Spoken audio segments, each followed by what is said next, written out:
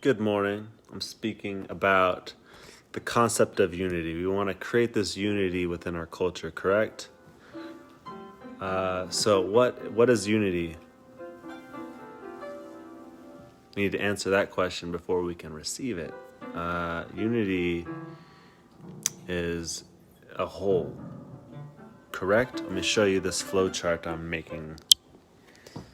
If unity is a whole, and there's a whole version of you, we'll get to this later. But there's a whole version of you, and the whole version of you involves a light and a shadow. We'll talk about the duality of these words.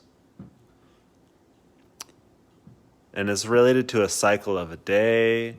Everything is cycles, essentially. We experience things in cycles. The light is what we allow to be seen. It's what's on display. It is praised, it's allowed, and it feels warm. It feels happy and joyful. And the shadow is out of the light. It is suppressed and hidden. It's not allowed, smothered, covered. It could be a pain point.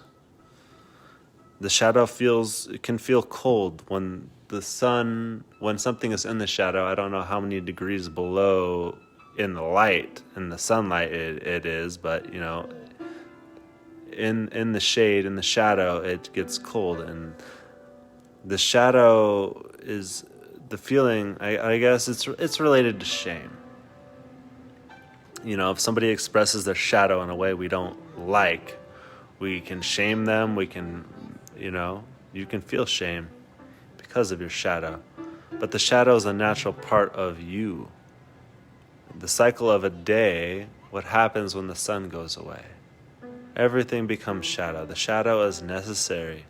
The shadow creates the contrast for the light. It's just how we experience the difference. And it's really our judgment of these things that creates, things like sensations of pain and sensations of pleasure.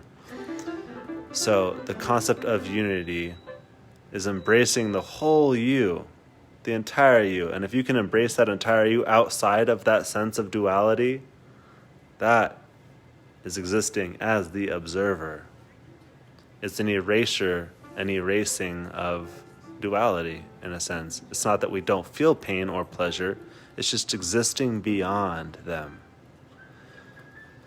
So again, creating this idea of unity. We have such a culture that's divided, because we don't like things. We think people shouldn't do things or shouldn't believe things. But if they do, what are we going to do about it? It's no one's responsibility to please you or to be something that they're not for you. They're just not going to do it. It's just too much control, and that control keeps you back from producing joy. As I've said before, this is my shtick. Feelings. There's no reason to have shame. I'm not saying there's no reason to feel pleasure or joy. It's just both these feelings are part of each other, part of creating one another. And so to create unity, what we do is we recognize these aspects as creating each other, which is the whole version of you. And if you can see that version of you and allow both these things to exist, you are the observer. What if we had a whole culture of observers? What if we just had people who didn't judge one another for some natural aspect of themselves? I think that'd be pretty beautiful.